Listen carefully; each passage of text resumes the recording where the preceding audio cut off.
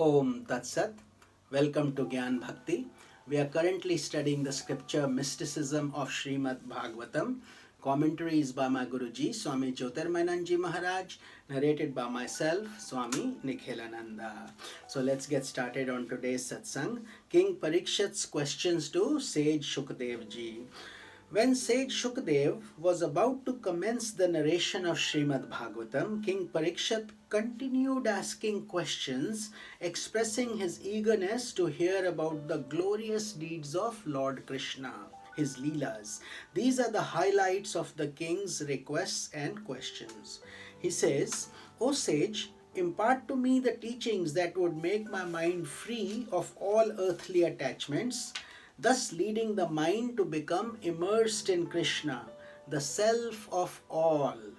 Having attained this state, may I depart from my body.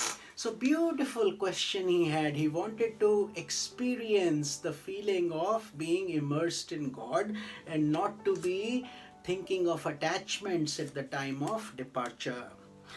He says, please relate to me the stories of Lord Krishna which enter through the ears of the devotees and settle in the lotuses of their heart in the form of divine feeling.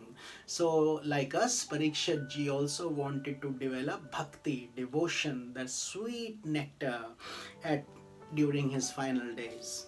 How is the individual soul detached from the five elements that compose his body? What a beautiful question that is. Most people are not aware, and this is why it is so important that we become like moving temples by becoming a shining example, enjoying this knowledge, going deeper and deeper into it, and to go after the ultimate goal of our life, which is mukti or liberation. Because this is the end of every soul. Some will know about it and many will not. And therefore, this knowledge is to be shared with all, as many people as we can, to help them. Otherwise, it's like an ocean where everybody is drowning, waiting for another embodiment. So that's his question. How is the individual soul detached from the five elements that compose his body? What is the mystery of time? What are the paths that are followed by the departed souls? Please tell me about the various classes of beings into which these souls may incarnate. What is the method of worshipping God? What is that yoga which leads to God realization?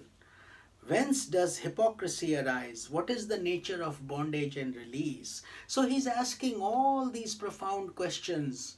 It will help him, of course, but also each of us, every devotee who listens with attention and tries to implement these things in his very life.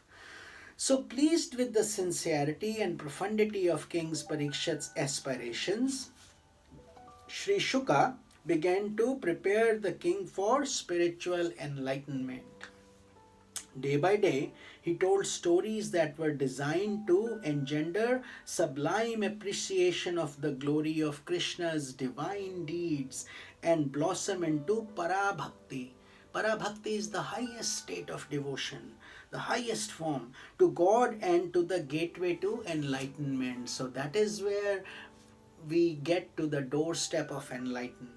Simple bhakti is not enough. We have to reach to that para bhakti state, like Meera, like Shabri, like Chaitanya Mahaprabhu, Ramakrishna, Paramahans, the gopis of Lord Krishna, etc. So many. These colorful stories include parables, historical stories of devotees, saints and sages, stories of ancient kings, allegorical stories, the stories of avatars or divine incarnations, and most particularly the story of Lord Krishna. So while the focus is on Lord Krishna himself and his glories, Bhagavatam gives us many answers and many other stories to develop devotion and parabhakti in our hearts. Bhagavata Chatushloki, essence of Srimad Bhagavatam in 4 verses. So this is very important that we understand how Bhagavatam started by Lord Narayana himself. So he only gave 4 verses which were later expanded into 18,000 verses. So all of us human beings could properly understand the deeper import of these messages. So Srimad Bhagavatam relates how the divine self, Lord Vishnu, gave the essence of all scriptural teachings to Brahmaji when Brahmaji was ready to create this world. In these 4 sublime verses referred to as Bhagavata Chatushloki, the entire teachings of Srimad Bhagavatam are summed up. Throughout this great scripture, these themes are developed and interwoven with the glorious colors of devotional delight. Lord Vishnu said to Brahma. So we will narrate each shloka in Sanskrit, and then I will explain the meaning briefly, and then we will move on. So Lord Narayana is himself saying this. Shri Bhagavan Vacha, he says, Ahamevasamevagre nanyad yad sad sat param paschadaham yadetaccha yo avashishyet soasmiham. Which means, I alone existed prior to creation. I am all that is in this creation, and I will remain the same when the creation ceases. So this is the essence of this shloka. The second one is Riteyartham yat pratiyet na pratiyet chatmani tadvidyadatmano mayam yatha bhaso yatha tamaha. So that which is unreal and yet appears to be real, that is to be known as my maya, which means cosmic illusion. Third shloka, Yatha mahanti bhutani bhuteshu chavacheshvanu pravishtanya pravishtani tatha teshu nateshvaham. Meaning that elements appear to have entered the human body and yet they have not entered.